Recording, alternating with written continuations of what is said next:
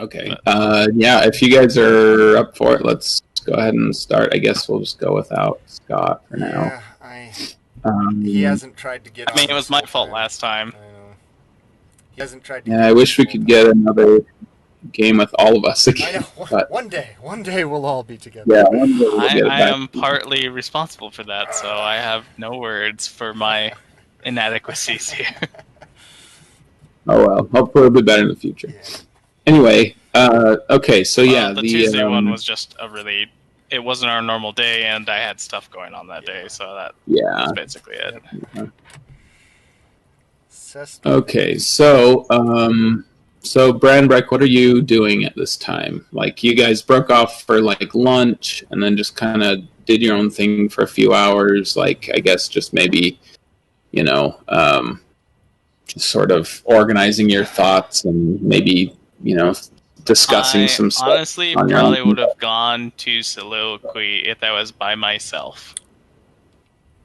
Okay. I keep saying Silaqui. That's not her name. Silaqui. Pretty close. One syllable too many. Okay. Right. Yeah, so that makes sense. So while they were talking to Davis and stuff, and before they went to go talk to Winifred, then yeah, that makes sense. Okay. So you made your way through the forest, past Winifred's house. Did you talk to Winifred at all? Oh no, I probably wouldn't have. She's not even on Branbrek's radar. Okay. So yeah, you just knew that it's like not sort on of Branbrek's radar. She's on mine. Ever since. So yeah, you kind of just go around her house. It's past it and stuff, and you go into the woods, and you make it to these ruins. This sort of circle of stones, with a big rock stone table in the middle of them. And you see Silaqui, the elven lass with green hair and just very beautiful, very graceful. And she's kind of with her kind of facing you on one of the stones, like that's kind of acting like a table. And she's kind of just like staring intently at her notes right now with like a couple of books open and stuff, and she's just kind of looking at them. Dang. Everything I want to ask is probably a perception check. Dang it. Just curse my weakness. Maybe it's I'm kind of curious if anything looks distinctly different from the last time we were here. Like, has she made obvious progress? Is she even studying in the same spot she was before? Okay, is there anything obvious? Like, I don't know if she's maybe performed some ritual or has painted something now or done something that way that maybe I just realized wasn't there before. Okay, yeah, make it. Some of that you don't need this perception check for, but make one anyway just to see if you pick up any extra details. I mean, any natural one is going to do me grand favors. I'm just waiting for D&D Beyond to load up. It's being slow for some reason. I'll just use my normal dice. I already know what my modifier is. Where are you, dice? Problem about playing with clear dice when the light is off on a white table. I used to have some of those, and I sold them because I could not stand not being able to immediately see what was on them. I had some like clear gray elven dice. They looked cool, but I could not see what was on them ever, and I was like, I'm done with these. Find the D20 among them. It's a little hard when they don't have any distinctive features. That's because the D20 is not there. Okay, here we go. One? Is it a one?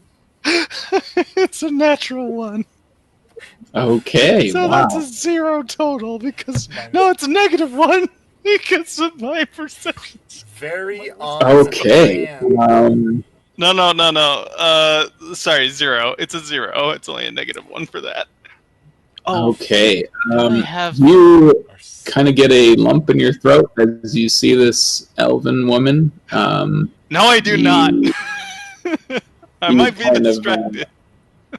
Yeah, you're just kind of like, whoa, it's, you forgot how beautiful she was last time you saw her. Yeah, you don't notice much of anything different. She's on like she's looking at a different stone than she was before, but other than that, like, yeah, your mind kind of goes blank as soon as you see her. Wow, what did I come here for again? Right. Excuse me, sorry to bother you again, and sorry about missing you last night. We had a trail to follow at... What is the name of that cave? Bloodeye Cave. Bloodeye Cave. Yeah. She's like, it's fine.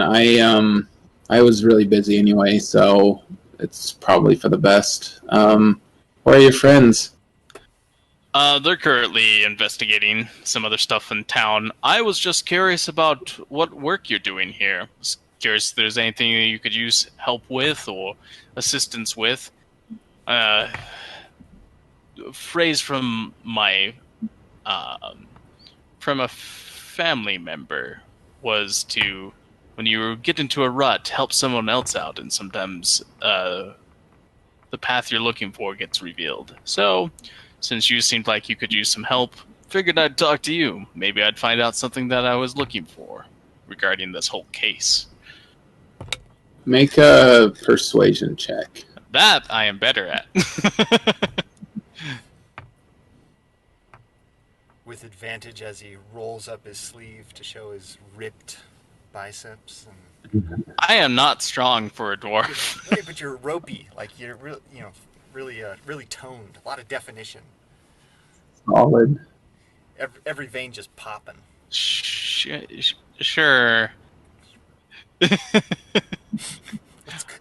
Branbrek would not do that. He can't do that for certain reasons. He can't roll up his sleeves?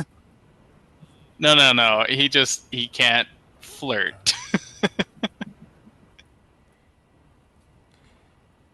Did you make that persuasion check? I'm waiting for it to finish saying rolling. Okay. Let's see. Persuasion. Yes. Excellent. Let's roll that. That would be 18? 16?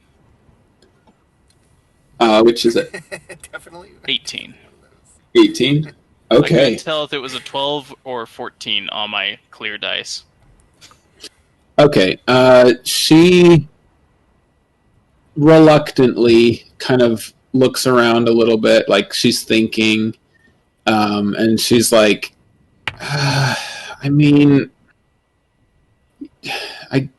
well, you don't happen to know Druidic, do you? Druidic? Not familiar Druidic, with the language. Perhaps, or Gnomish, or...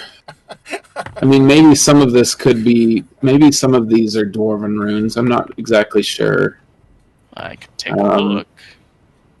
Yeah, I'm just kind of stuck because there's only so much I can translate on my own. But if you want to look at this specifically, and she kind of takes you over to one of the pillars and points to some of the runes on it. Okay. And you don't understand most of it, but make an investigation check. Okay. I know Dwarvish, Elvish, and Thieves' Cant specifically. Okay. Okay. And let me get my investigation done. Investigation, yes. There we go. Now my dice roller is working. 11. 11. You notice a couple of characters on there that you might have seen before, but you're not sure what language they're in. Is this just language that we're looking at, or do these runes look like they used to be like a house or like an actual thing before? Like, is it ruined building, or is it just like stones that are outcropping on the floor? It looks kind of like a Stonehenge kind of thing. Like, it looks like it may have been a circular stone building almost, and those standing stones could have been the frame maybe. Or maybe this was the original intent where the stones themselves were just laid like this, but they are, lots of them are tumbled over, some of them are crumbled, covered in moss, that sort of thing. So, yeah, it's not really a ruined building per se, it's just some ruined, like, stones and stuff. Alright, but there's no Dwarvish or Elvish that I recognize, but there's runes or otherwise that I don't know of? There's a couple of characters on there that you might have seen before, but you're not sure where. Like, they don't look like Dwarvish runes. They don't look like, So maybe they... In fact, maybe you haven't seen them before. Like, you're not sure, but they look a little familiar. But yeah, you can't really decipher them. And Silaqui kind of notices your expression. Stone cutting... Oh, that's just for history checks, though. Yeah, like you could, if you wanted to investigate the stonework itself, then you could roll history and stuff. But yeah, this is just to look at history, what race possibly made these, and other things like that. Yeah, if you wanted to do that, go ahead and make a history check. So as you're looking at the runes, she kind of notices your expression. She's like, "No luck, huh?" Ooh, 21. Okay. So as you're looking at them, you can't really make heads or tails of the runes, and she's like, "Nothing, huh?" And then you kind of look around, and you're just like, "These are definitely." Topography. Actually, Jasper, can you do us some stone stuff? If I was with you, I would. You kind of look at the placement of the stones and everything, and just like the general height of them and everything, and you can tell that these were definitely made by gnomes. These are not Dwarvish, or make. Elvish make. Yeah, these are not Elvish make. They're much too short for that, and they're much too whimsically carved to be dwarven. Like dwarves always have they like the straight edges, the nice order, and everything. These are they've got like kind of swirly patterns engraved on them, that sort of thing. And so these are definitely gnomish make. And as you kind of look around and figure this out, she's like, "What is it? What did you figure something out?" I'm not good at languages per se, but being a dwarf, I've had my fair share of stonework. This is very much gnomish in make and design, with the way that they're formed and put together, and though I can't read it, the designs on it seem to be reminiscent of gnomish make to me. She kind of rushes over to one of her papers and starts writing. She's like, "Are you sure about this? Like, absolutely sure this isn't Dwarvish?" Yeah, I'd be willing to bet on that. And she kind of makes a few notes for a minute, and she's like, "Okay, I trust you as a dwarf that's not the case, so that's really helpful. That actually narrows down a bunch of this. So I can guarantee it's definitely not Dwarvish or Elven. I know that stuff like the back of my hand. And Gnomish. She's like, yeah, she's like, it definitely seemed a little short for Elven make, but now that you mention it, yeah, it would fit perfectly for gnomes. So, all right, well that narrows it down. Now I just need to figure out. So these letters must be gnomish then. Must be pretty old by the looks of it. Some of it looks druidic as well, though. And she kind of just gets lost in her own thoughts as she just kind of starts making notes and stuff on it. Wouldn't it be really odd for a gnome to be into druidic stuff? I mean, being inventors as they are, if anything, they maybe have blended the two concepts together, being nature and, crafting as they are. Silaqui says, that was my first thought, but I'm thinking that these may have actually not been rock gnome ruins. They may have been forest gnomes. They were much more closely associated with nature, and from what I can tell of my notes thus far, this is a very natural, nature focused area. Every placement of every stone was made in reference to sort of the ley lines of nature, as opposed to something mechanical or something like that. And so I think these, if what you say is true and it is gnomish make, I'd be willing to bet that these are forest gnome ruins rather than rock gnome. Yeah. Which, for my own sake, as well. For my own sake, I rolled an intelligence check and got a 19 to see if I could remember Jasper ever mentioning that he was a forest gnome.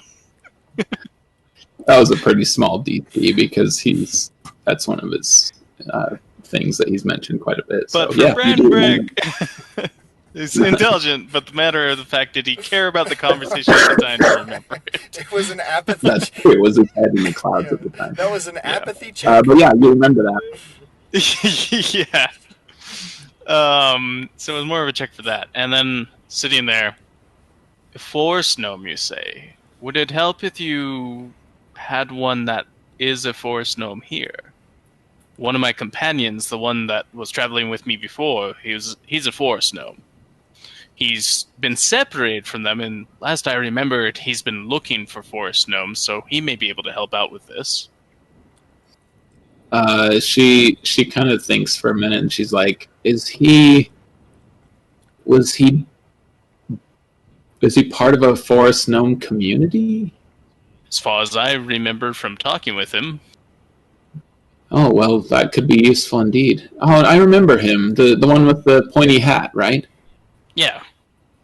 Oh, yes, claims yes. It's something forest gnome-ish, which is why he wears that hat or something. I don't know. Strange. I don't know that culture at all. Well, if you look right here, and she looks at the kind of base of one of the stone, like the main stone table in the middle, and she's like, if you look down here, there's a couple of drawings that now that we know that this is gnomish, it makes sense. And you can see very, very faint, weathered carvings of a few like kind of humanoid figures with like triangles over their heads. And she's like, the hat culture of forest gnomes must be pretty ancient. At first, I thought that this was something else, but yeah, it kind of makes sense now that these are their hats. And I as much as I don't want word of this research going out too far, I would really like to speak with your friend if it wouldn't be too much trouble. I don't mind that at all. And I will say in Elvish to her, anything for a friend of the elves, or something to that effect. I'll do anything as a friend. Oh, sorry, I said that wrong. I'll do anything as a friend of the elves. Showing that I have more elvish roots and honor than maybe I probably should.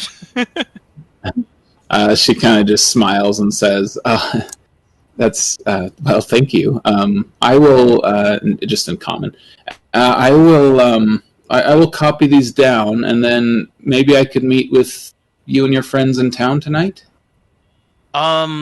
Should we be there? If not tonight, then we will be here until we finish finding that girl, and then after that, I know we'll have time, because all we would be doing is returning back.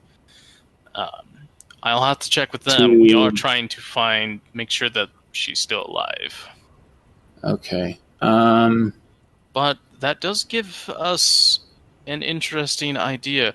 By the way, why were you here investigating the ruins? Like, how did you hear about them? Oh, it's just... I just heard about something and I don't matched the location or something that way. Yeah, I've just been looking for. Honestly, it's not important. I'm just a researcher, and this was one place that there really wasn't much research done yet, and so I decided to take it upon myself to look at it a little bit closer. I mean, it's a historic site. That's all I've heard from the people of Mornblossom. It's just a historic site, and sometimes the teenagers come here on moonlit nights and kiss the stones for good luck or something like that. Like army but I figured there was something more to it, and yeah, it turns out the markings, especially if they're gnomish, it makes sense that not many people would have looked that closely at them. There aren't any gnomes in town. The closest gnome city is Koppenheim, and so yeah, I'm glad to narrow it down to that at least. So, Well, I'll talk with him. I'm glad that I could have been with some help, and it's answered a few questions for me in clarity. I should go check on them, make sure that they're doing okay. I didn't let them know again that I had wandered off. I see. Well, thank you. What was your name again? Branbrek Ironwood. Branbrek. Well, it was a pleasure, Branbrek. Thanks for at least unlocking this key to the puzzle, and hopefully your friend will be able to help as well. Yeah, if I see you tonight, I'm staying at the Wanderer's Rest. Otherwise, I'm just going to be here, still studying. So, yeah, hopefully I'll see you and your friend again. I'll see you either tonight or I'll bring you back here if we're under time. So, take care. All right, that works. Thank you. And then I'll mosey on back with a grin on my face. All right. As you make your way through the forest, make a survival check as you head back. Will do. Another skill that I am not proficient at. But apparently a natural 20 will do me just good. 19. Okay. Yeah, you managed to make your way back just fine. You're at the point now with that roll. You know this forest pretty well now. Like you've been here twice, and you know you're not like the wisest, but just following your path and stuff, you know this place pretty well. I at least know which direction north is. As you go towards the town, you see Winifred's house, and as you pass by it, you notice that there's some like gooey webs kind of strewn in the front gate to her fence, and they're all kind of ripped up and tattered. And you see like a bunch of footprints, like there's a scuffle, and you see Jasper and Hargis sort of at the door of her house, which is open, and they're looking around like inside and stuff.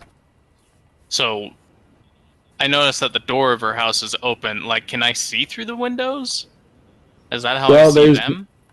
There's no windows, but like as you kind of like you pass by her fence and you see some webbing, like some sticky gluey stuff kind of in between her gates, and you're like, that's odd, and you walk over there. And looking up the pathway to her house, you see the doors open, and you see Hargis and Jasper like looking inside. Oh. Jasper, I was just looking for you. I was on my way back. I just went and saw Silaqui. Oh, great. How was that? I did. Why do you look so roughed up, man? What did you do? What's going on here?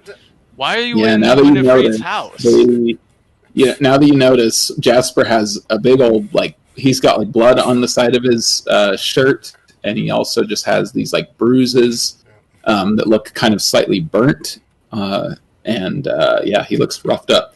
And Hargis looks like he's got a couple of bandaged wounds as well. Winifred messed us up real bad.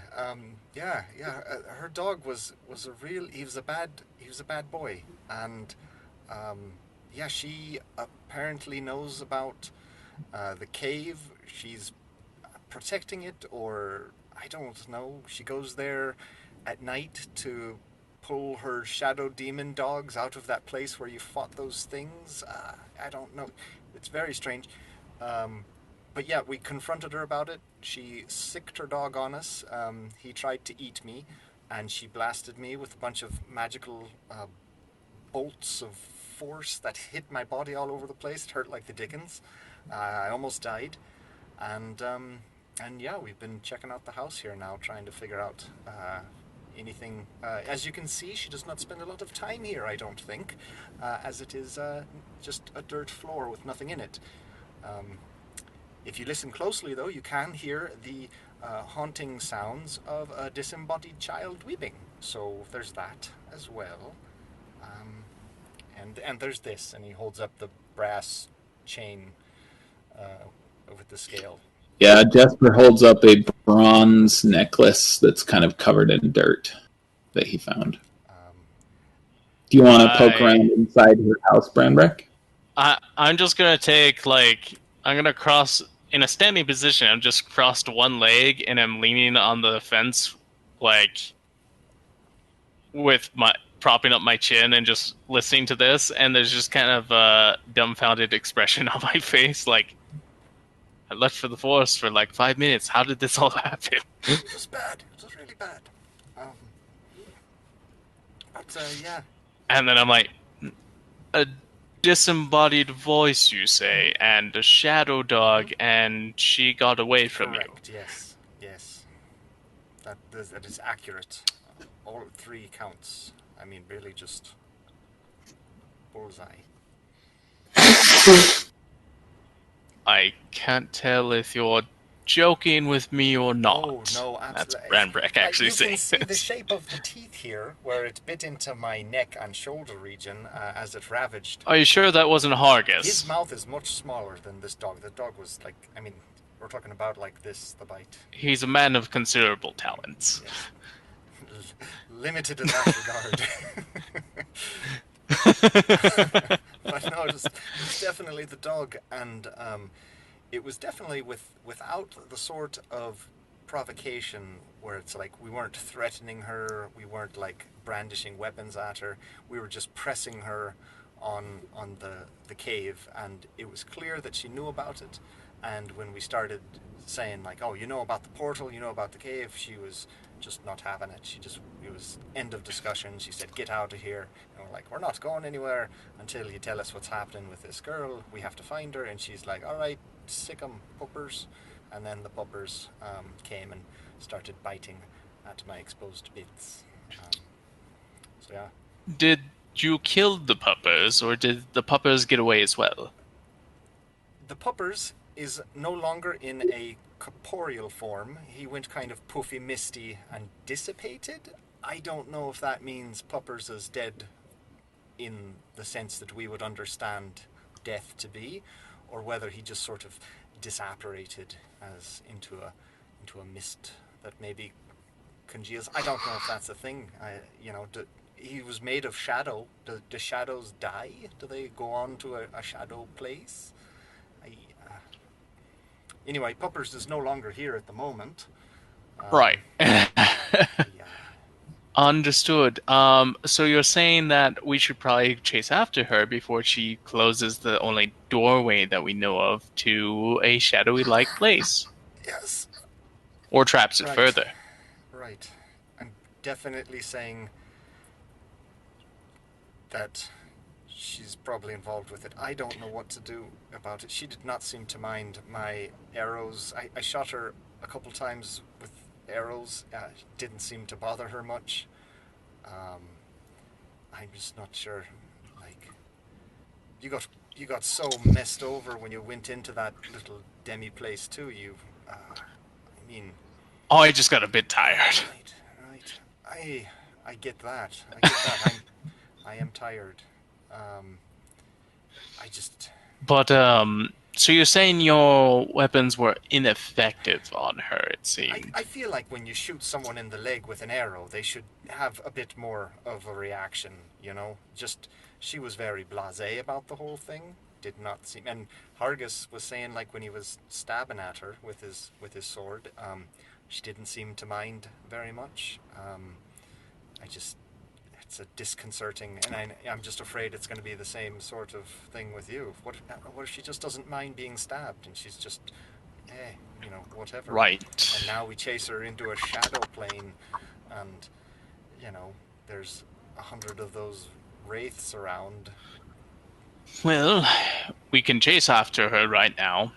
Potentially continue to have the issue with not being able to subdue her. But to be able to get to the girl quicker, potentially. Right. Or we can go and find a different method by which we can harm her by talking to Davis or someone in the village that might possess some magical means for dealing with her. Actually, did magic work on her just fine? trying to think. Did Hargis cast any magic? I can't remember if Hargis used any magic or not. I don't think he did. I tried to hurt her with any. No. Yeah. So maybe we need to do magical damage to hurt her. Davis might have some magical. He talked about more like flying and disguising self. Silaqui bought a bunch of disguised self scrolls, by the way, from Davis, which I thought was odd. We were going to go talk to her next, but this kind of came up as a bit of a distraction with the murderous dogs and such. So. Interesting that you bring up those disguised self. She's investigating some forest gnome runes. At least that's what we believe them to be. Actual forest gnome, like a place of residence for forest gnomes, of an old. I don't know. That's what she's investigating over those there. Runes with the runes that we were at before, that we walked and talked to her at. From what I could tell from the stonework and what her deductions are, apparently it belongs to forest gnomes. Wow. Possibly. Hard to tell. Honestly, you would probably be more of an expert than either of us. I'm surprised you didn't notice that the first time we were there, actually. I've never actually been to a place where forest gnomes live. I thought you were raised by them. No. I am a forest gnome, but my parents died delivering me to Copenhagen. They were running from something. Oh. I had it backwards then. I was an infant, so I don't remember anything about the forest gnome where I came from or where they came from.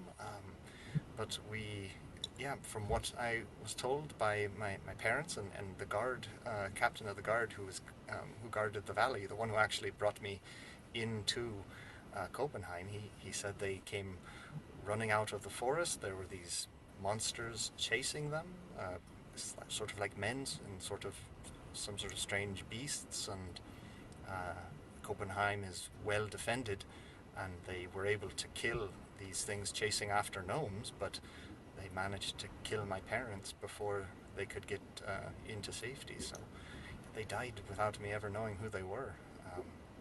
The only thing I really have from them is, my hat and then my little journal here. It's more like prayers and poems and such things like that. Huh. Yeah, so I Can I look at that journal really quick? Certainly. It's gnomish. They're just like bits of wisdom, little prayer book, that sort of thing. Prayers to the Tree Father. I think they worship to the Tree Father, so I tend to sort of, read through that. Looking at it, does it look similar to what I saw in the runes? A couple of the symbols look similar. But it definitely looked a lot older on the ruins. Okay. Well, looking at that, I'm like, so you can read this. It looks similar to what I saw back there, so I imagine it's related. I'm no scholar, but I can read Gnomish and Common, yes. But yeah, I might want to hit that up after everything. Right.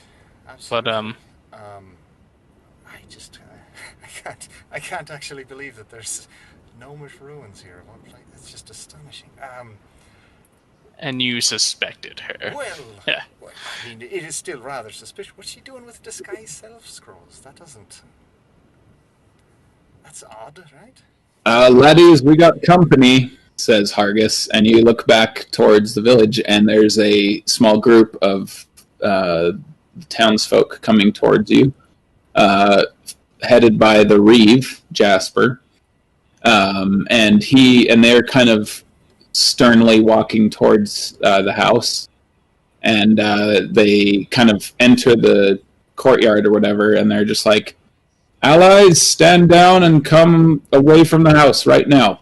All right. Our resident Winifred told us how you assaulted her and her dog, and if you're running short on evidence or leads, there's no reason to jump to violence. We'll be contacting Tor immediately to cancel this quest. The perpetrators left a ransom note anyway, and he should be able to cover that. Your services are no longer needed here. Question for you. What if the girl's location is that of a disembodied voice weeping in an empty house? You might want to check that out, just as sort of a due diligence sort of thing. Out of curiosity, do we still hear her weeping inside this house? Did you go inside the house, Branbrek? No, I did not, so I don't know. Okay, yeah, you don't know yet. This takes them really by surprise. They were expecting you guys to just, like, I don't know, admit to that you had gotten your temper out of control and, like, you know, something like that, but they're just like, and they kind of murmur a little bit, and Reeve, the Reeve is like, sorry, what? Why don't you just pop in? Disembodied voice. I also say that with them because I didn't quite pay attention to that the first time that he said it because I was still shocked by everything that happened. How long has Winifred lived here in this town? How long has she lived in this house? How long? How many years was it? It's been at least 4 or 5, I'd say. Dirt, then, is she? You just want to pop in there and take a look at all of the furniture and all the cozy bedding that she's got in there? You just want to pop in? You mean the complete lack of everything? This house is abandoned.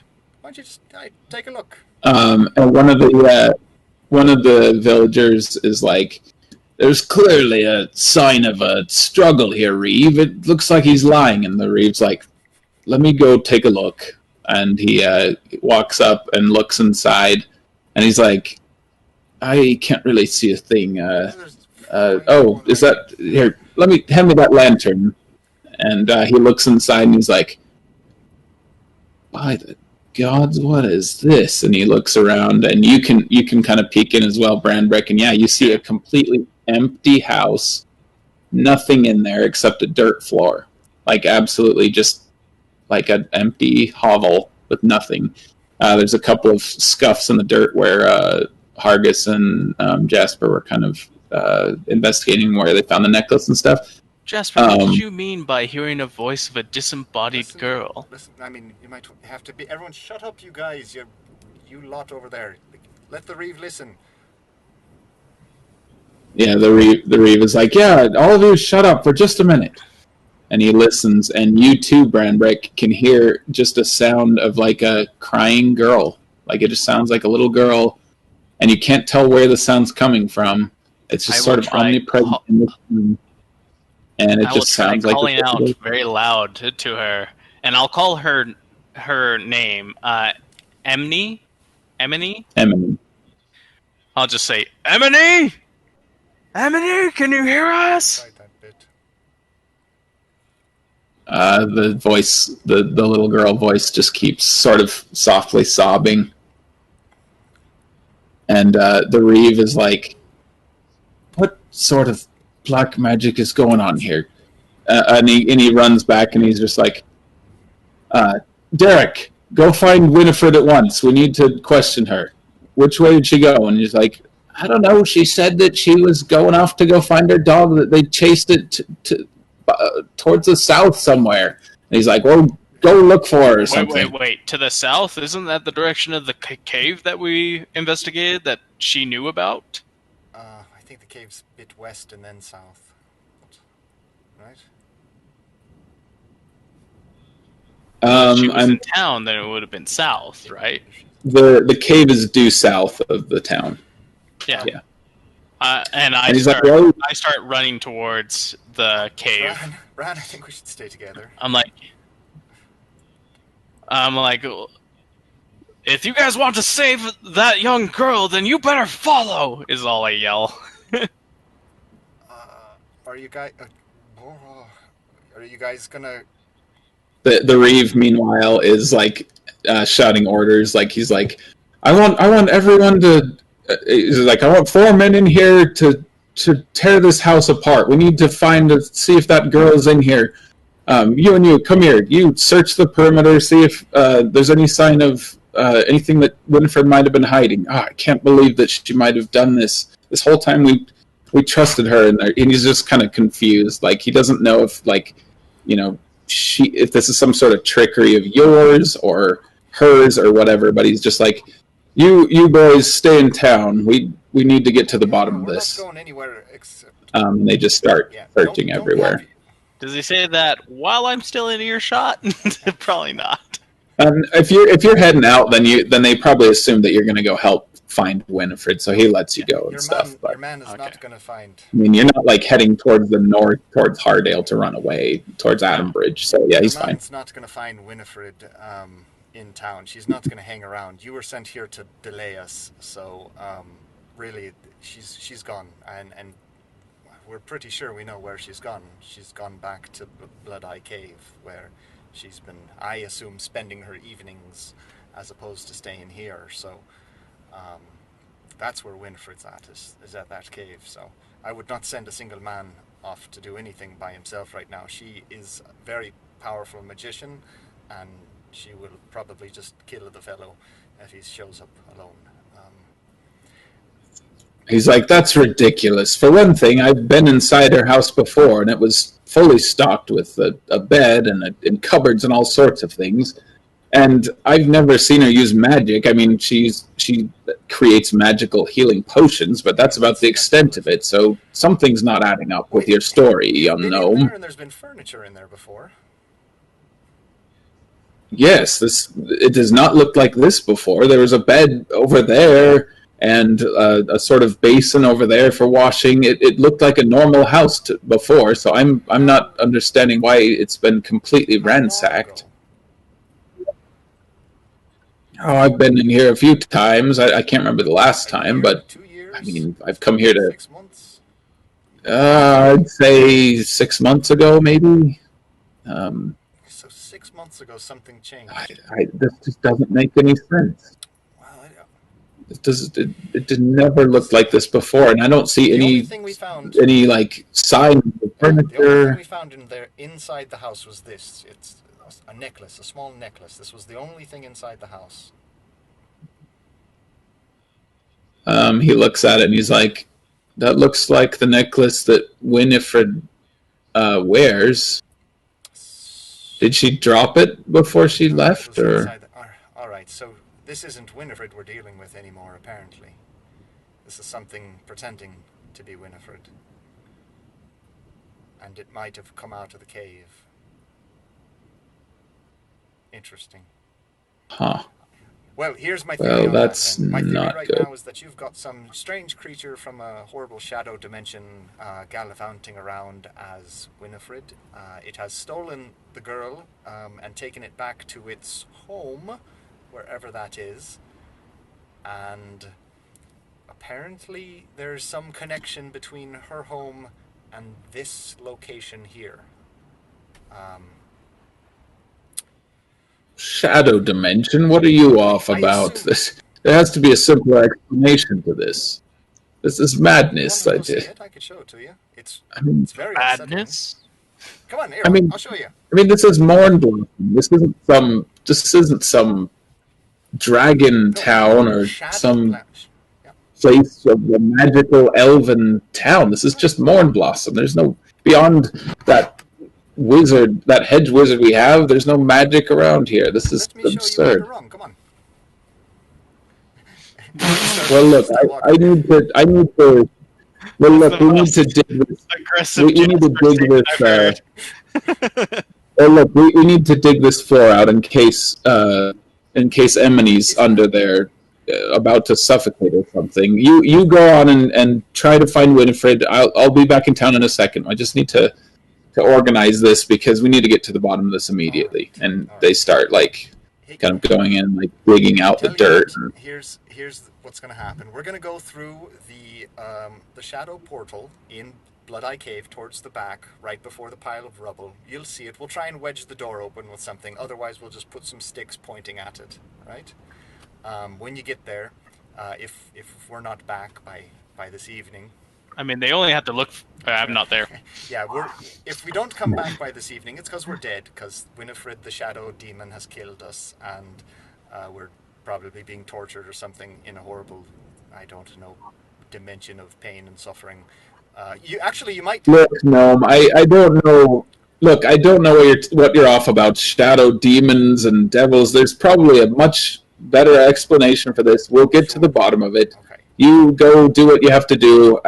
I'm not going to set foot in Bloodeye Cave. It's bad luck, you see. But if that's what you want to toy around with, then that's fine. If you find Winifred, bring her, and we'll bring her to justice for sure. All right. My best. How's that healing potion looking? Is it brewed up yet? It looks like another 20 minutes will do it. That's pretty close. If you sit and stir it for that long. It's starting to kind of burn to the sides a little bit. Oh, were you making a potion with her, or she was making a potion at that time? She was brewing a healing potion in a cauldron, or like a little cooking pot over a fire when they arrived. So yeah. You know how in like some shows, like you fight with the environment, and like a fairly common thing would be to like use a hot pot or something like that and throw somebody's face into it or something that way. What would happen if you... healing potion do? Yeah, what would a boiling healing potion do when you shove their face into it? Is it just utter torture? I'm gonna have to do that with one of my campaigns. Is they just do a water like the water boarding, but with boiling healing potion, so it just hurts while it heals. Yeah, that'd be nasty. You can't die. Oh, man, magical torture, no good. That's no good for anybody. So much more effective. Yeah, that would do it. All right. Well, is Bran just totally gone? He's not even. Bran is gone. Remember what I said earlier when I was with Silaqui, or where I was just like, and I failed to tell my companions again where I went off to, so I had to go back and talk to them. And as soon as I arrive, I'm just like, we gotta get over there, and I bolted off. I can tell how Branbrek's gonna die sometime. Soon. Splitting the party from himself. So over to you, Branbrek. So you chase. You run off because I split the party. But that's also the reason they died. So you, Branbrek, you rush towards town. I was rushing towards Bloodeye Cave. Well, that's okay. Yeah, so diagonally. Yeah, so you rush through the forest. The townsfolk, a couple of them who are with you are, you're pretty fast for a dwarf and stuff, and so are you like sprinting the whole way?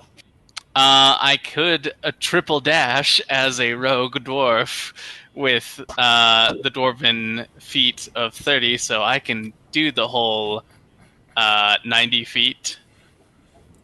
Okay. Do you want to just sprint as fast as you possibly can, or what are you doing? I am trying to beat Winifred there. Okay. Make a Constitution check. I am a dwarf, so haha. Very dangerous over short distances. Oh! 5.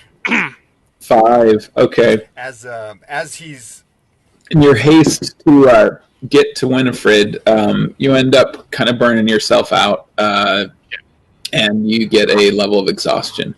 Will do. It won't last. It's not like a long-term one, though. Like, it'll go away after you take, like, a short rest or whatever. But, yeah, like, there's, like, a stitch in your ribs. You're just, like, running as fast as you can for the half mile or so to the cave. Half mile, 3/4 of a mile, something like that. And you get to the cave. Winifred is nowhere in sight. You left the townsfolk way behind, as they were, like, extremely, like, surprised that a dwarf could outrun them. But, here you are. So what do you do? Before he gets too far, Jasper's not going to stir a pot for 20 minutes if Bran is just gone. As soon as he finished with his conversation, looked up and was like, Bran, he's just gone. Just like, all right, Hargus, come on, we got to go. Hargus, stir this pot for me. Try and come on. Let's see if we can save our dwarf. And he'll start trotting along. So you're heading off as well. Okay. Branbrek is very much a jump into danger kind of person. As Jasper starts running, he will take off his conical hat, which has been green this whole time, and he's going to turn it and put the red side out and put it back on. So he's putting on the red. It's very important. He's in anger mode. Now I mean business. Things are serious now. Okay, so you start heading off into the woods after Branbrek with Hargus, and then Branbrek. So you arrive, panting, clutching your side, exhausted a little bit, but you're looking around. What would you like to do? I'm just looking through my inventory here. I thought about setting up a trap near the entrance, or near the entrance with just a hemp rope. Just to make a simple, with the rope that I have. Yeah, kind of a tripwire. More of the lasso looped one that will pull. Okay, a snare then. A snare. I don't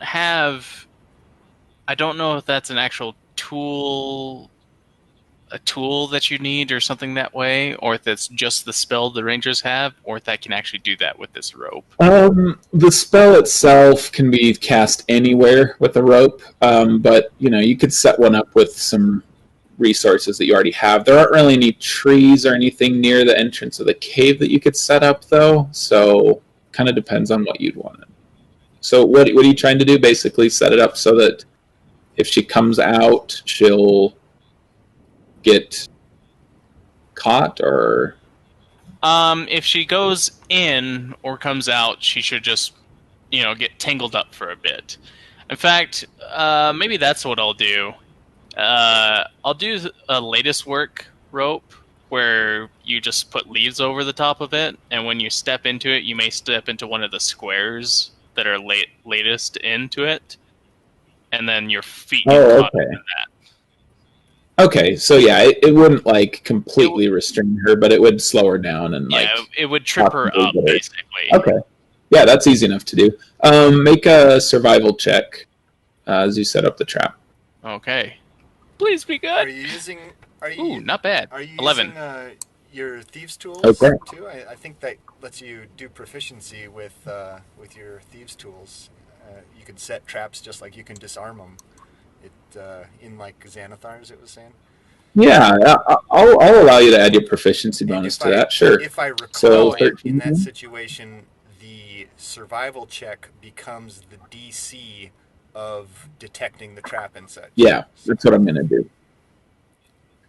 Yep, that's what I'm going to do for this one. So, okay, we'll say DC 13, because because you're proficient in knowing how traps work. So I'll say that. Well, it would be a 15 total then if I'm using dexterity. Wait, what am I using with it? No, am I still using wisdom? Survival. It would still be survival, yeah, wisdom, but you get your proficiency. So. Survival wisdom with that. Okay. So 13, right? Plus 2 proficiency? It's plus 2 to 12, so it would have been 14. Because I rolled a 12, I have a -1. So a net gain of 1, so 13.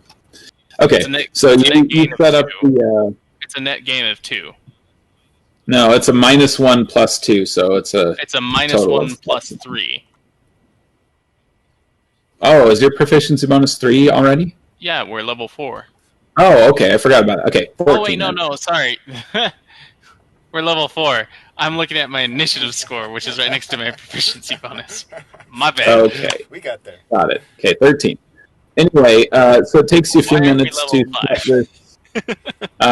Wait a minute. Roll with disadvantage because you're exhausted. Do better. Oh, right.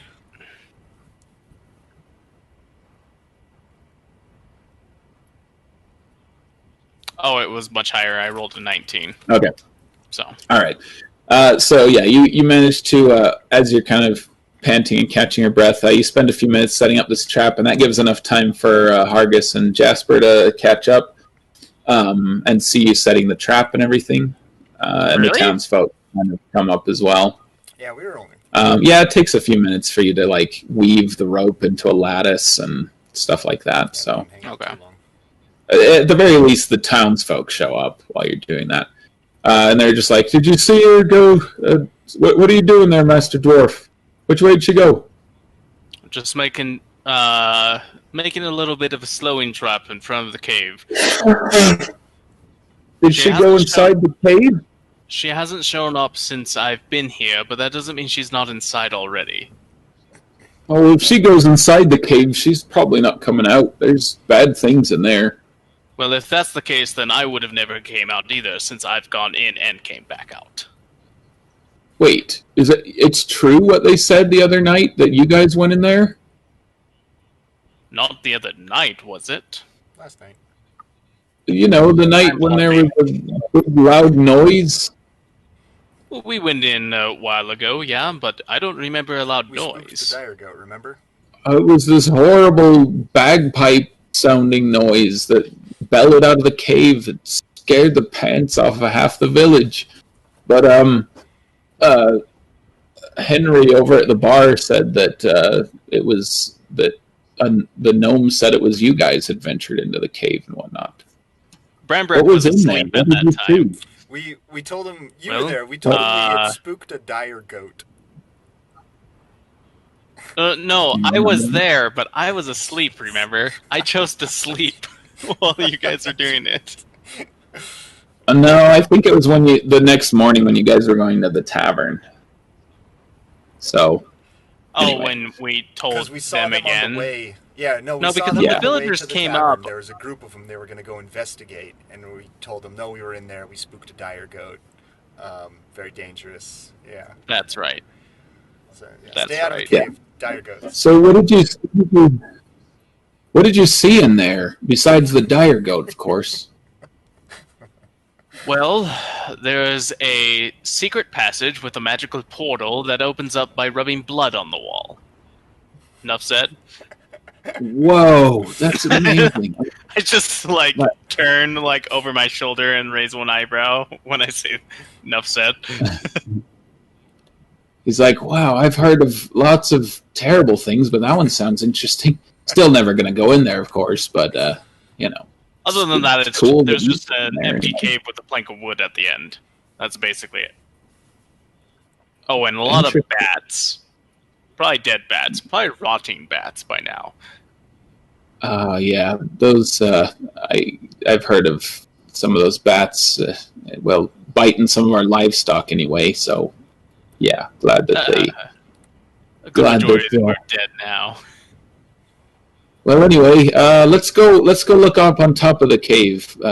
Herman, I've heard that she looks up there for some of our flowers sometimes, and those two guys run up around to go around the cave to go climb on top.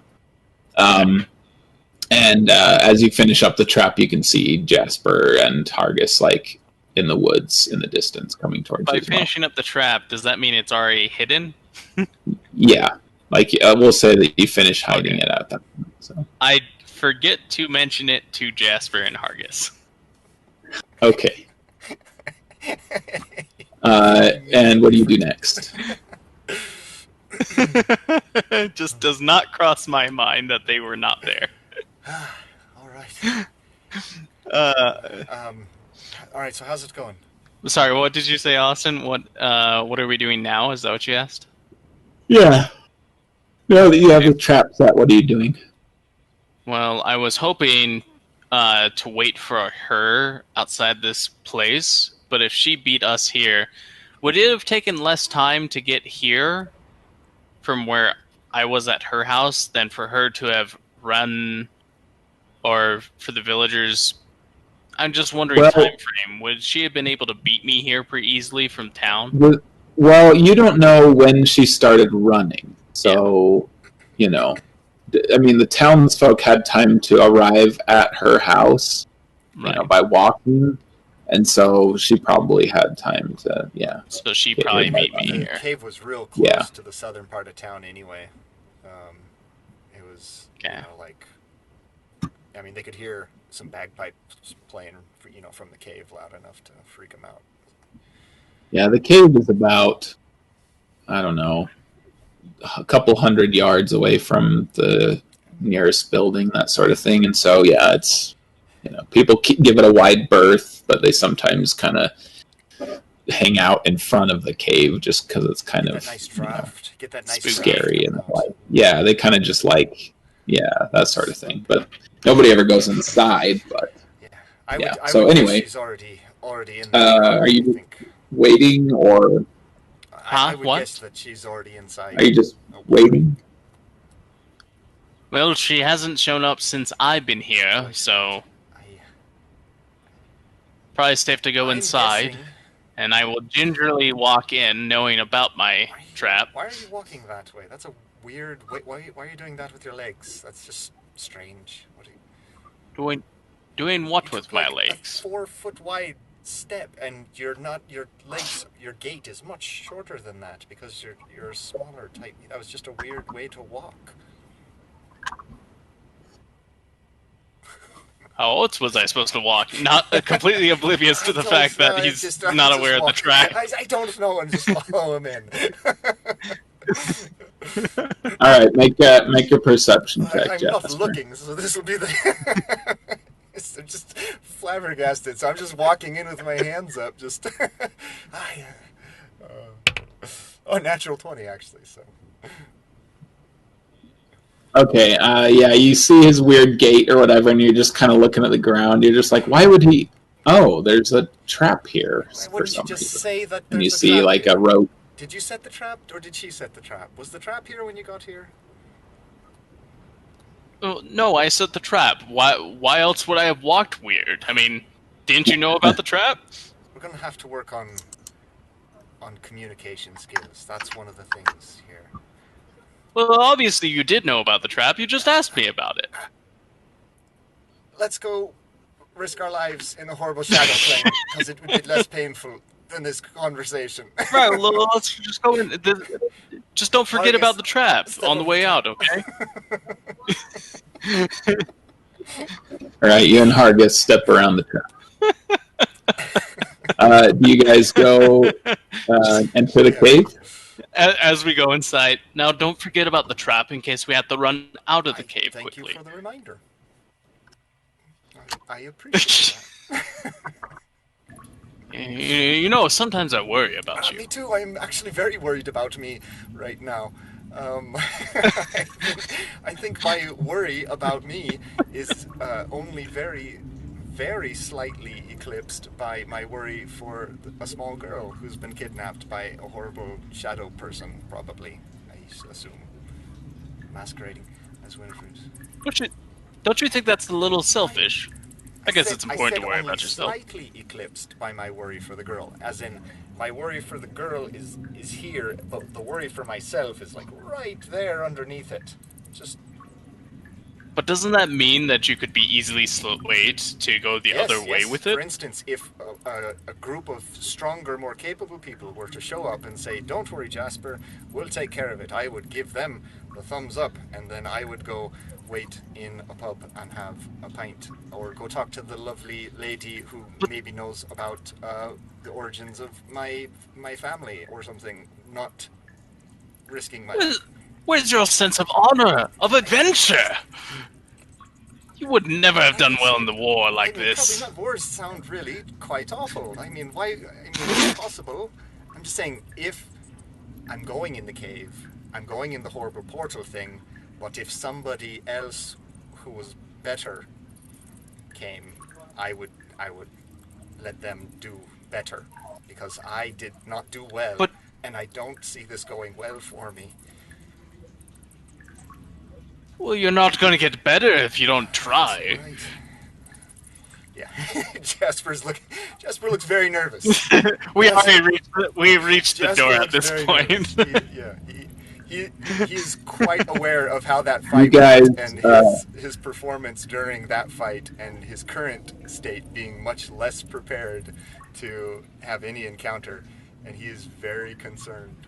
And Branbrek didn't wasn't there for it at all, so he's completely, once again, oblivious to the fact that you have any problems with going into this. He said as much now. You guys make it to the end of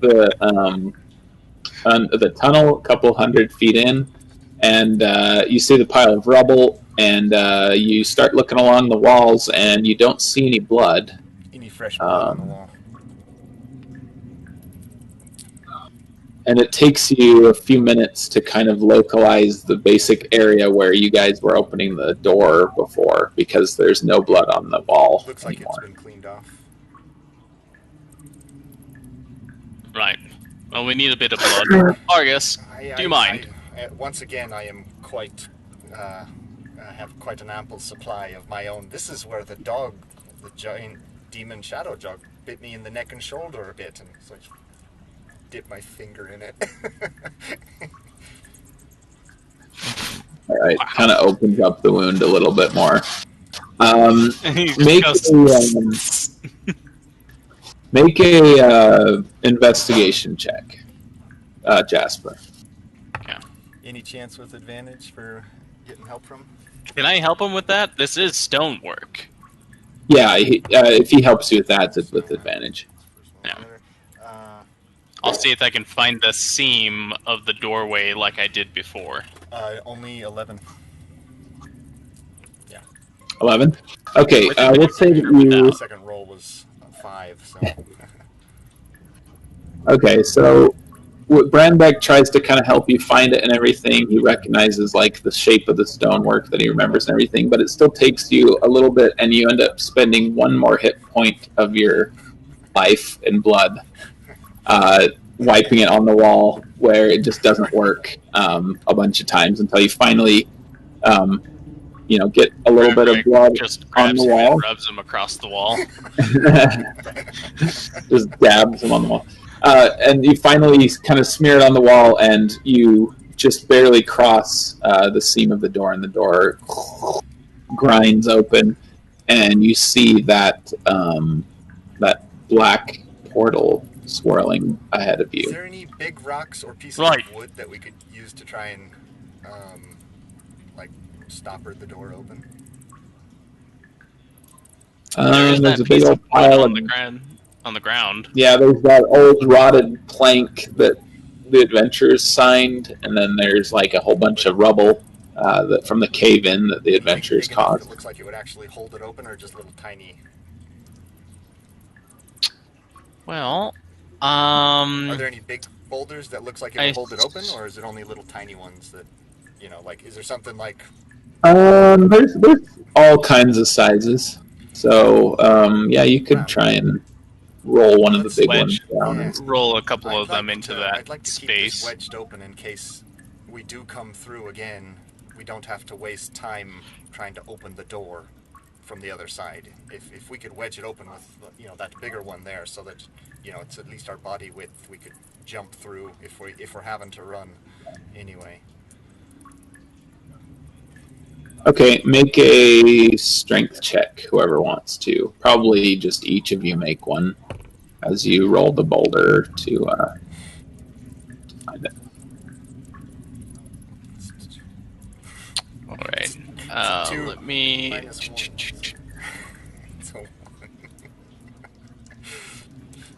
Let me roll this now. I forgot after our rest from the previous time to... The whole reason why I took a rest outside of the cave and missed the first conversation at night with the villagers was to take care of the -10 to my strength. Yeah, that was bad. And apparently I hadn't undone that yet, so I was just doing that. Okay, as 15. Jasper notices his pushing is completely ineffectual, can I take out my rod and try and use it as a lever to try and do it? Yeah, so Branbrek's pulling, you're pushing, it's not doing anything. So you pull the lever, and Bran kind of is like, whoa, and kind of skids on some of the gravel as he gets it down. And you manage to, with Branbrek's dwarven solid muscles, he manages to roll the rock move rock place isn't of worth it. anything. He manages to roll it in place before the wall closes, so you don't have to expend any more blood. And the door grinds closed against the boulder, and the boulder buckles a tiny bit, and then stops. It's not making like any high-pitched squeaking noises, is it? No, it just cracks right down the middle, a little teeny crack as the door comes to a halt. So, right. Yeah, not sure if it'll hold forever, but it's... Wow, alright. Yeah, the door seems pretty strong. I'm going to drink a healing potion real quick, because I am not quite up to my full strength, I feel. Another 6 points of healing. I mean, I'm doing great. I have 1 healing potion left on me if you want to use that as well. I've actually got save it. 3 left, so Hargus has 1 or 2 at least, so... You know, if nothing else, we're going to have to record all of the conversations and just make a separate little video of just the conversations between Branbrek and Jasper. the odd couple supercut? And just animate those conversations. That would be amazing. Oh my gosh, yeah. Definitely the odd couple supercut, I think. Yeah. All right, so if you got okay. one, Bran, take another one. So I have 2, and you'll have 2, and I'm fairly certain Hargus has at least 2. So I have run out of healing poultices, so I can't use any more of those. Like I said, Winifred is a bad mama jamma, to use a dwarvish term, and she will mess you right up. So just, you know, if one of us goes down, we might need to be feeding those bad boys to one another. All right. How do you want to do this? You said you were going. Do you have a lot of rope? And does Hargus, do you have a lot of rope? We both got 50-foot of rope. All right. Do you mind handing me 50 feet or your rope? What are you thinking? I'm going to tie it around Hargus, and then I'm going to tie it around myself, and Hargus is going to stay over here, and I'm going to jump through. All right. You're going to try and zip through to the other side, then? Yeah, there was this other doorway on the other side. I think it was about 20 feet. I don't remember for sure, but if I can get to the other side, I'll just pull Hargus through afterwards. Right. And I will hold on to the rope here. How do we know? So is there a no pull you back kind of situation on this? Is a pull you back not on the table, or? I mean, we would just have to go again through, so I don't see the point of pulling me back. If we feel really hard pulls on it, we should come through after you. Yes. All right. That's a terrible plan by all accounts, but Branbrek doesn't care.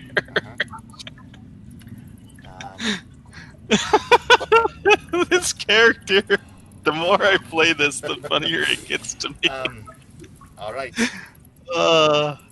I guess if you're floating in the middle, if like you can't propel yourself forward and you're just stuck there floating, getting wailed on by these creatures, give us 3 quick tugs, like just tug, tug, tug, and then we'll pull you back. If it's just one constant pull, then we'll go in after you, and hopefully...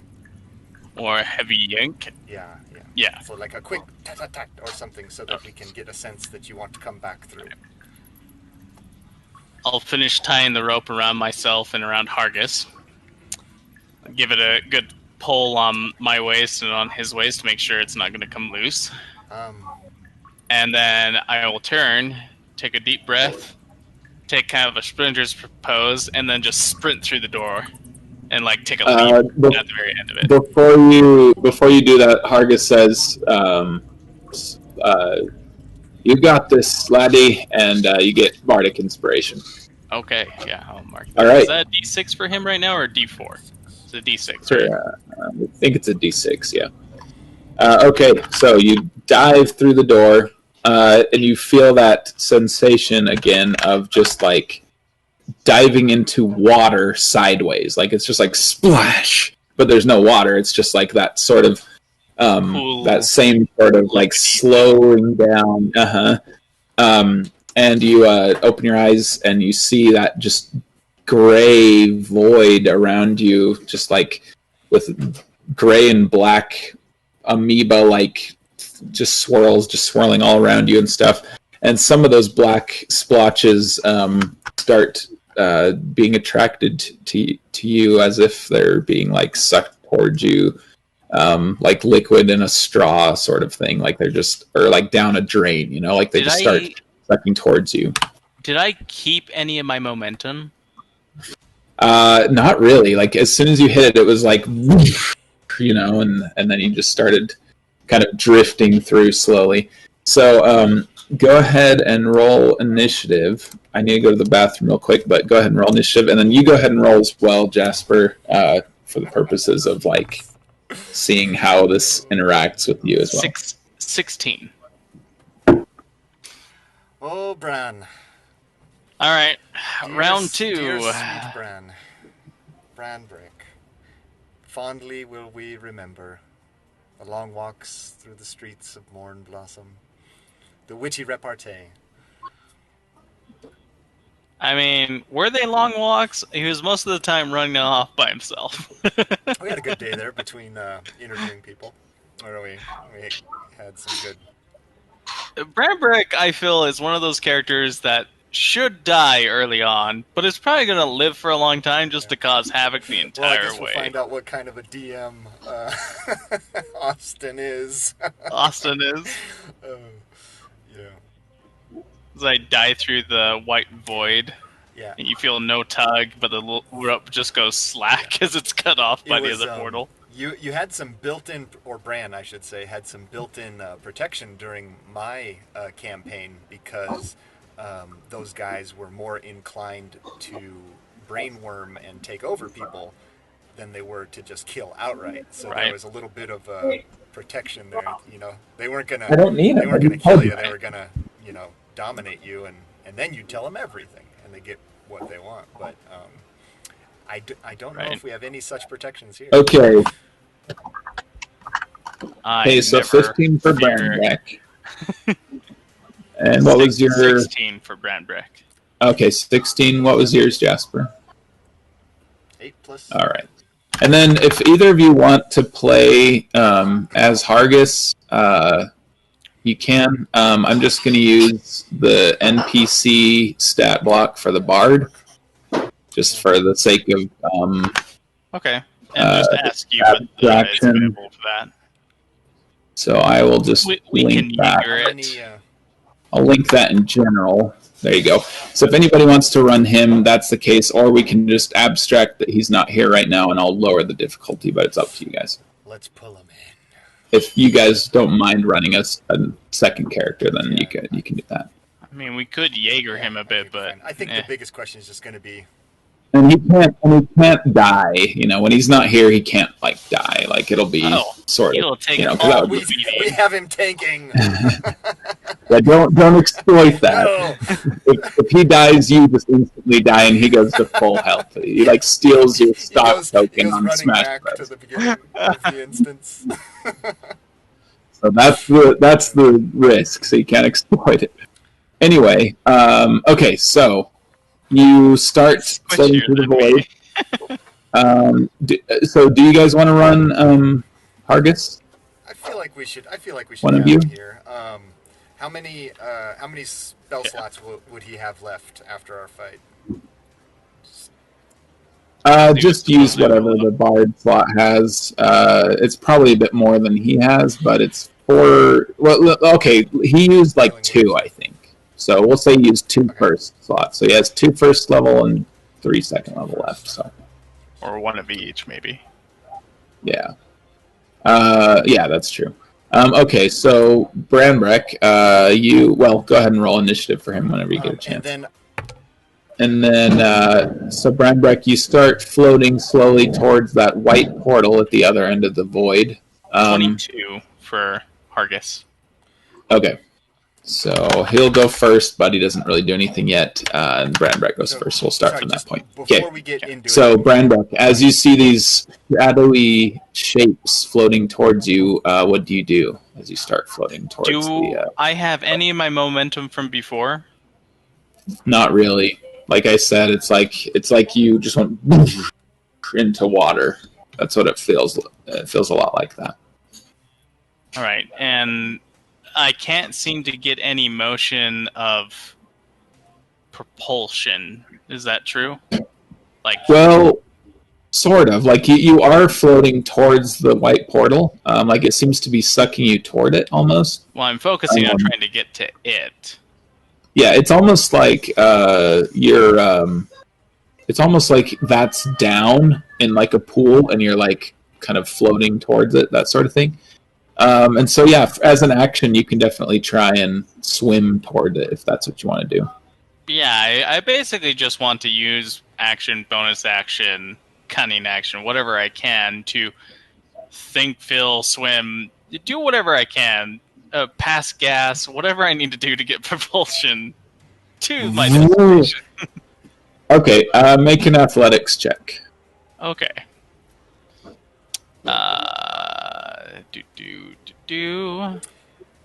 With disadvantage because exhaustion.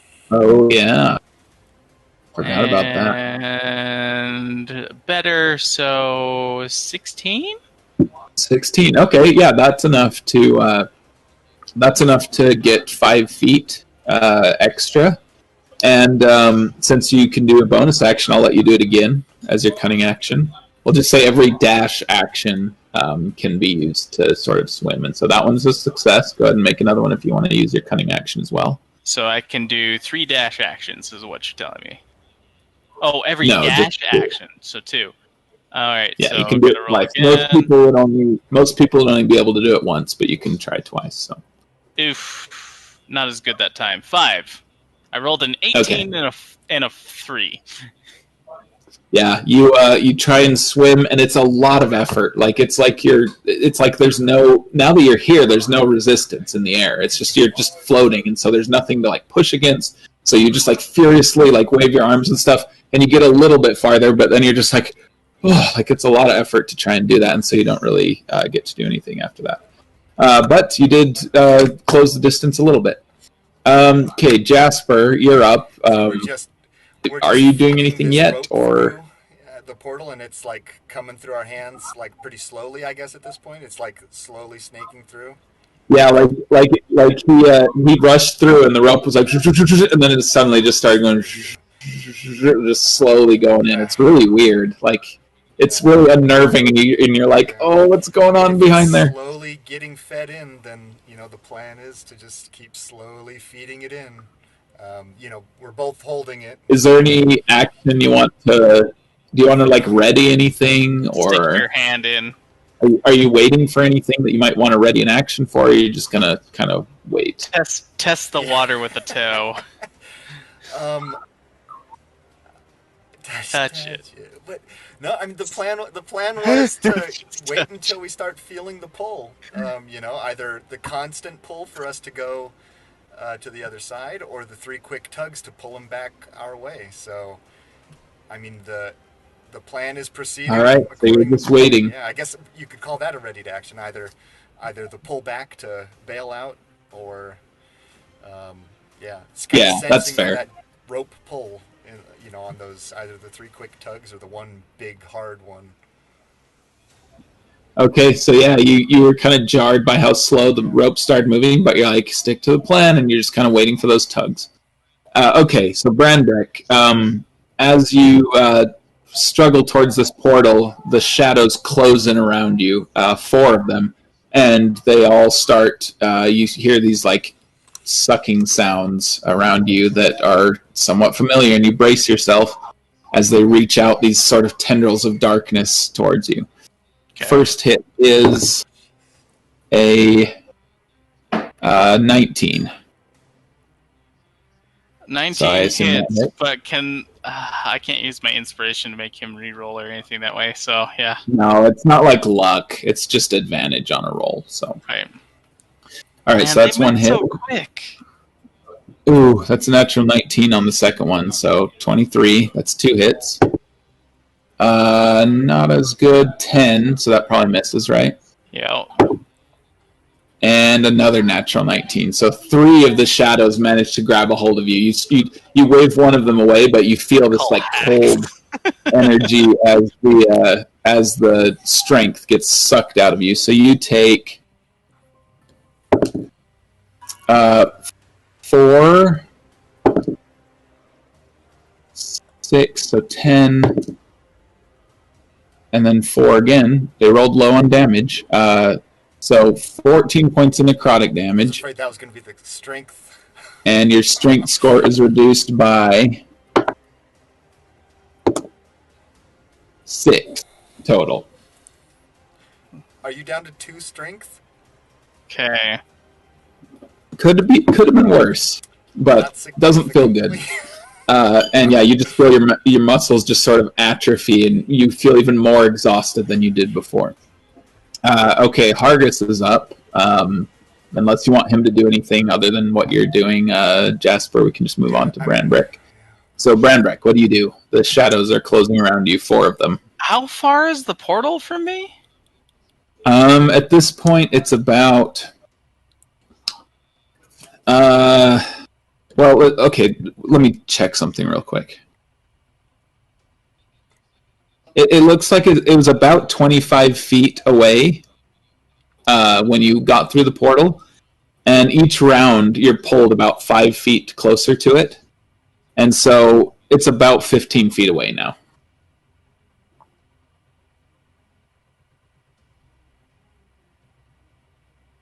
Dang it. So you're like not even halfway there. I will attempt one more time to dash towards it. Okay. Go ahead and make an athletics check. With disadvantage. Yep. And it's going to be like a -2 to whatever that was. A natural 20 and a natural 19. So 17 is my athletics on that. Okay, that's a success. So you draw closer to it. It's only about 10 feet away now. Is this on like initiative count 20, or is this on that you get drawn towards it? Yeah. At the end of your turn. It's at the end of my turn. Yeah. I will use my inspiration to help give me advantage, so a normal roll on my athletics check. Okay, this will give them opportunity attacks if it succeeds, just so you know. Because if you move 10 feet away, it's out of their reach. So you're fighting them off right now, but if you focus on swimming away, they're going to get a chance. So it's up to you.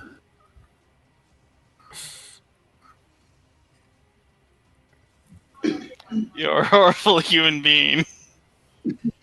The problem is if they pull me through, you're probably going to call that an opportunity attack either way. No, I mean, if they're just following you as you're getting sucked towards the portal because it's at the end of your turn that you move a little bit against your will, basically. But if you are openly trying to swim away from them, they're going to that's the definition of an opportunity attack because you're not defending yourself. Forced so movement doesn't provoke up to you. Opportunity attacks. Yeah, so you could just wait. You could fight them back. You could just dodge and wait for you to float to the portal naturally. It's up to you. Or you could try and get there faster. You're 10 feet away from the portal at this point. I mean, dodge is your only chance. Okay, I could take the dodge action instead. But I already called out what my main action was because I didn't understand that. No, that can be your bonus action because you can do that. You can dash as a bonus action as your cunning action. So I can't dodge as my cunning action, though. You can dash as your cunning action and then dodge as your action. Oh, no, I get that. I just said that I already said my action was a dash, so that's why. I don't care which it is. Sure, they're I'll interchangeable. take dodge action at the end of my turn. Hide. Bran. Okay, so you manage to swim a little bit farther and stuff, and then you just decide that it's best to just try and dodge these things. It was good knowing you, Jasper. You'll be pouring back my lifeless corpse. At least I'll serve as a stone for the other side. The rope starts to thrash a little bit. It's not tugging per se, but it's starting to thrash a little as he starts to dodge. Okay, it is your turn. I don't know what does that one mean? Yeah, I don't know if you want to react to that, but it is your turn if you want to do something. Like, it seems like he's struggling, basically. Like, it was just slowly going through, and then suddenly it was kind of like... Yeah. Erratic. Like when you catch a fish. Hargus, I don't know what to do here. Neither of these options is erratic wiggles isn't the plan. We didn't cover this scenario. I don't know. Do we pull him back? Do we just pull him back? If you guys pull me back, that would be so dumb. I don't know. If you do that, I will laugh so hard. I think we'd be frozen with indecision. The rope wiggle is not a sign, and it's... Yeah, I mean, for all we know, he's doing exactly what he wants. So you're kind of just frantically swimming, trying to get to the other side. That's the wiggle, so... I can totally see that being just like frozen with confusion because you're just like, that could be it, but and so you just kind of use up your turn. Okay, so the shadows attack you. Also, Aaron is frozen with indecision. He doesn't know what's best either, so it works. I know. I wish actual Hargus was here. He might have some idea. Okay, the shadows attack you. Something, but I don't know what that would have been. So the 4 shadows attack you with disadvantage this time, Branbrek. Okay. Which is 13 on the first one. Miss. Okay, you dodge that one. It would have hit you otherwise. That one's a miss automatically. So it's 2 misses, 3 misses, and natural 18, but with disadvantage, natural 20. So still just 18. So just 1 hit, and you take 8 points of necrotic damage. Okay. And your strength is reduced by 4. Max I'm not at 0 yet. Oh my gosh. This one was so you dodge 3 of them, but then you suddenly just feel something grab you in the base of your spine, and you're just like as you feel your strength just get drained out of you, and it's this cold, empty feeling that feels horrible. That's their turn. Hargus is up if he wants to do anything. Otherwise, what do you do, Branbrek? You are now 5 feet away from the portal. I will disengage and dash with inspiration on my dash. Okay, go ahead and roll just a straight athletics check, which is minus 4 now? It's whatever I get, because I have a +4 to my athletic, well, let's find out. Normal roll.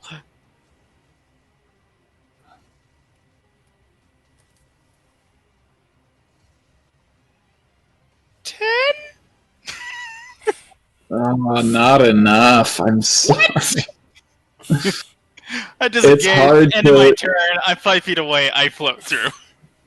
Oh, yeah. So, at the end of your turn, you just barely float through. Luckily, one of them just my strength one more hit is a 2. Not anymore. Oh man, that was so close. That was so close. Okay, so at the end of your turn, Branbrek, you fall through the portal. Like a wet noodle. Yeah, you land hard on a stone floor, and you look around, and for a moment, you think that They got that pulled back through. Jasper and that you think that Jasper and Hargis pulled you back through because it looks like the same little enclave that you're in. However, the door is open and Hargis and Jasper aren't there, and so you're kind of confused a little bit. But you look around and then you just kind of groan as you feel your muscles like just aching from the ordeal. Is there anything I can tie my rope around? Is the secret doorway there still? No, it's open. Like the door isn't there; it's just an opening. However, that was the end of your turn, and so Jasper, the rope stops moving. Okay. Yeah. Suddenly. And gets ready. He's dead. I mean, one hard pull and okay. And then we start. The idea is that it's gonna be the weakest tug because I have no strength. But the idea is that once we get that one pull, we're just gonna start yanking on the rope. Like jump in and start pulling ourselves through on the other side, as using Bran as an anchor on the other side. There's a problem with that. Yep. There's a problem here. Well, how much does Bran weigh? How much does Bran weigh? That's a good question. Let me look. I actually did roll this out, so it's in my description. I mean, dwarves are definitely generally smaller than humans, but they weigh about the same. Okay, so pretty 54 pounds. Way more than Jasper, I assume. 42 pounds. So. Yeah, okay. So the heaviest gnome I've ever heard of is 45 or like 50. Yeah, so Hargis probably weighs about a little more than you, Branbrek, because you're a pretty light dwarf, but yeah, it won't be a problem for Jasper. Okay, so Jasper, the rope ends and you just sort of wait. I guess technically we're out of combat at this point, and so for now. So Branbrek, what do you do? I will slowly roll like a kid on Christmas Day who doesn't want to get out of his sleeping bag or something else like that, or at camp, and just rolls his way out the door and around the corner. And okay, yeah, you just something for me to like brace my body against. And I'm gonna wait. Okay, go ahead. And I'm gonna try and grab the rope, realize I can't pull it like hard enough, so I'll put it on one side of me and then with all my strength roll to one side to make it seem like a heavy one tug. Full body tug. Okay. Yeah, so it like inches out of our hands a little at a time. Oh gosh. Yeah. Yeah. So like it was going slowly, it was thrashing a little bit, and then it stopped, and then it just kind of went slowly for a little bit more, and then it went like about that much. That seems right. That seems pretty like he's ready, right? Like the rope no longer moves for the next 5 minutes. We won't wait. All right, that's got to be it. That's got to be it. All right. Should I go first, or do you want to come at the same time? Maybe I should go through first and then give you another tug. We didn't talk about marching order afterwards. What do you think? Go through at the same time, or?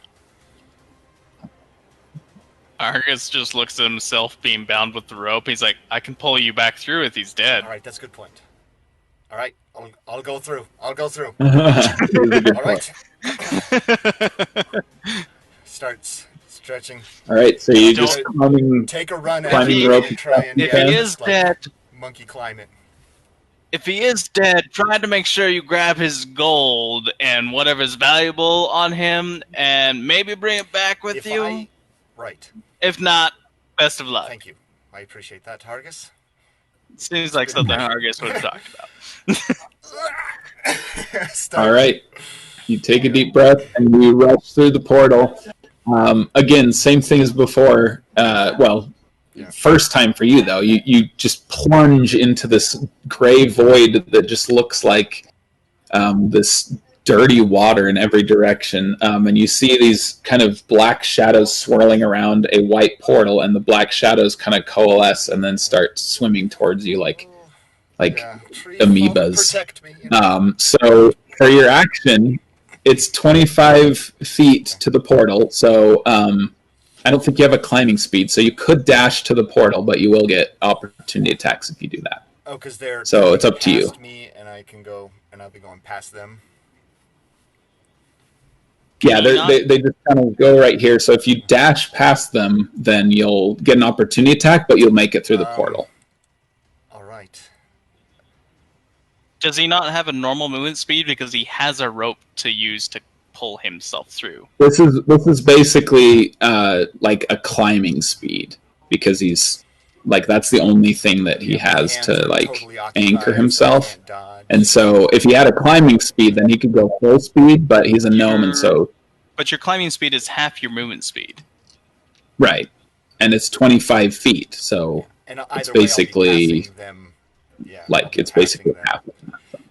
So you could dash to get through it, but otherwise it's... Right. Yeah, so I have to get the whole way, I have to use another movement to get there, so... Yeah, so you can basically, you can kind of go through carefully. You can try and attack them. You can try and go through quickly. Up to you.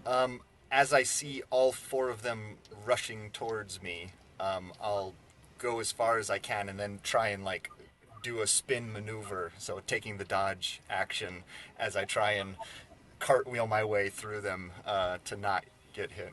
There's a natural amount of pulling on the rope on Branbrek's side. He's like, "Oh no, don't do that! I don't have the strength for this." As I'm getting pulled. It's not very much. It's not very much, and you're just kind of, all of your weight is on the rope, so you feel it tugging a teeny bit, but he's pretty small. Okay, so you start dodging. The shadows swarm you and try to attack, so these all have disadvantage. Probably all gonna hit. That's a miss. Miss.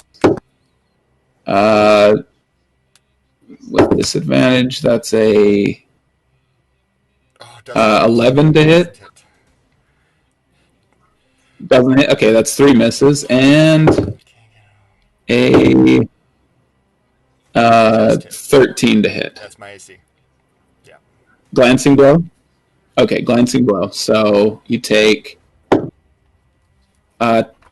2 points of necrotic damage. But your strength score is reduced by 3. So, you managed to do that kind of barrel roll thing around them, spinning around and stuff, and it works for the most part, and just one of them just sort of grazes your cheek, and you just feel this coldness, and your face just kind of sags a little bit as some of the strength from your body is sucked out of it. So that's your turn. It is your turn again as you, let's see, you moved, what is your speed? 30? Yeah, it's 30. It's 30. What? What's your speed, 30? Okay. Jasper? Oh, 30. Okay, so you made it 15 feet. With my next. And then at the end of your turn, you get select a little bit towards it. So, yeah, it's 5 feet away now. Behind me. So if you disengage, you'll be safe. And use the rest of my movement to get through. Okay, so yeah, you just kind of slip one more time and just lunge through the portal, and you land hard again on stone, and you see the motionless body of Branbrek sort of slumped against the wall. Yeah. In the doorway. How bad are you? Bran, are you alright? Oh, okay. I'm not hurt. Right, I'm just tired. He does look hurt. He's got like black prints on his skin in certain places. I mean, is it lit in here? Can he see? It is dark in here, but you both have dark vision. Nasty shadow prints on your face. All right. Do you need a healing potion now, or should we just try and pull Hargus through? That, if it's any consolation, it worked really well, and one of them hit me, but for the most part, I was able to get through pretty easily with the rope. So, if we're pulling, hopefully we can get Hargus through quickly as well. Like a guy that has had his entire body numbed with some kind of anesthetic, I do a slight flop to one side, just so my head can face you somewhat. Princess Bride style. I really don't have the strength. Yeah. It's literally, I have no strength. Yeah. All right. Yeah. I'm literally a glorified rock right now. Well, it works really well. All right. Listen, I can get up and do some finesse things like a newborn can do a break dance. I'll give the big pull on the rope, and we'll just try and pull him through as best we can. So I'll keep pulling the rope through until there's no more slack left. Feeding it, and get all the slack out of it. And then once it gets to the end, give it the big pull and try and furiously keep pulling as we go. Do you do three? If you do 3 tugs with your light strength, does he misinterpret it? Yeah, I imagine you're very careful to make sure there's no slack, and then as much as you can. Okay, so you tug on it, and then you feel it starting to come towards you. So Hargus starts going through. Make an athletics check as you tug on the rope. Can I assist him by rolling? I'll just roll 50 feet of rope.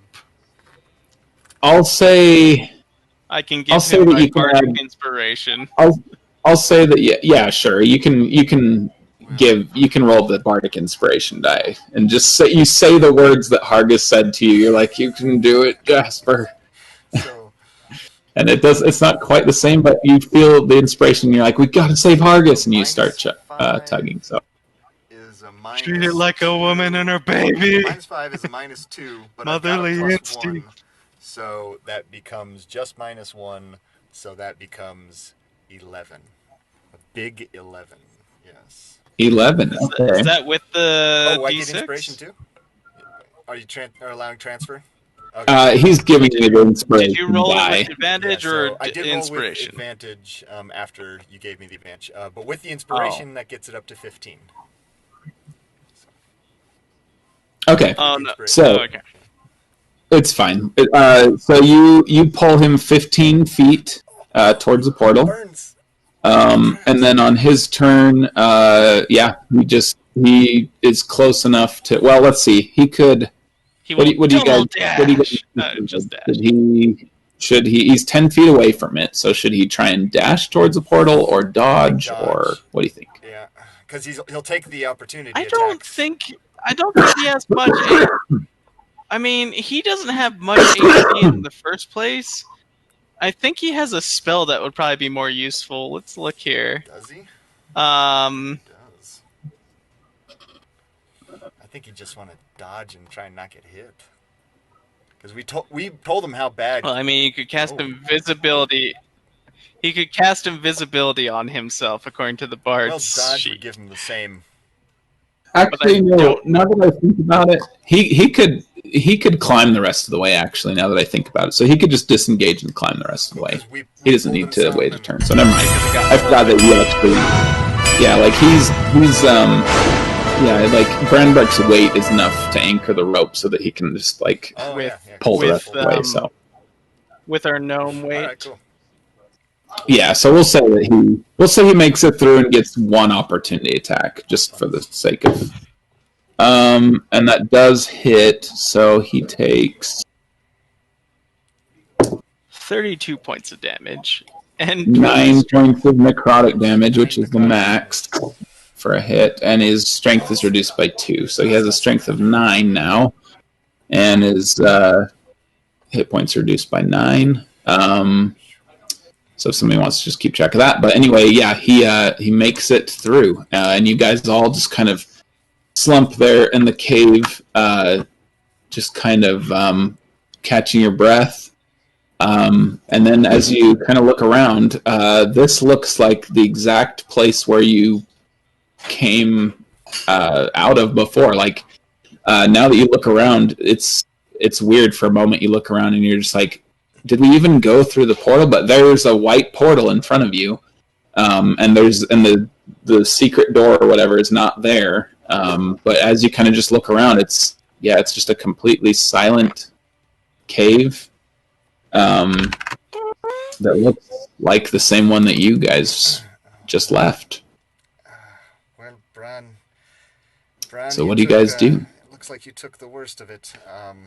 Here, I think you should have at least one of the healing potions. Maybe one from each of us. How bad are you hurt? I mean, drink a couple and see how you feel. Right? I do a slight turn, flop over towards her again. Cradle his head in my arms and pour him a healing potion. Like a kid that doesn't want to take his medicine, I'm just like pursing my lips with all my strength. Good. Take your medicine. It's good for you. Come on. I am not about to lower my standards and my manliness to this level. Just let me rest. It's just a no on the healing. No. Force it down your throat, but all right. If you want to try and just rest here for a bit, and I suppose you got hit by these things last time. How long did that lethargy last? Oh no, I felt pretty good after I woke up. We'll drag him over into a convenient corner where he could get his back against a wall, and then just kind of check out this cave area here and see what similarities or differences there are in the immediate area. All right. So you guys just kind of rest a little bit.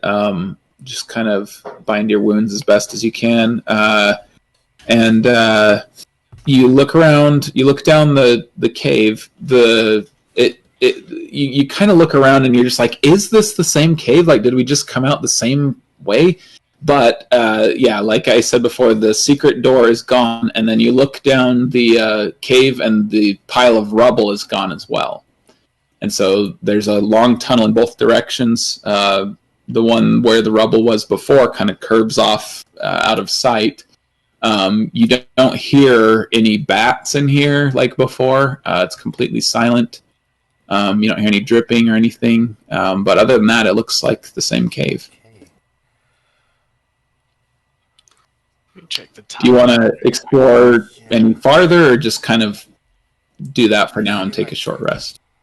We can take a short rest or that for now. I might actually have to end it right there because I have an early morning interview that I have to go to. Okay. That's a pretty good cliffhanger to leave it on too, as we're standing there, you're all jacked up. We're looking up and down this tunnel. Give us an opportunity to think about, do we press on or not as our inebriated selves?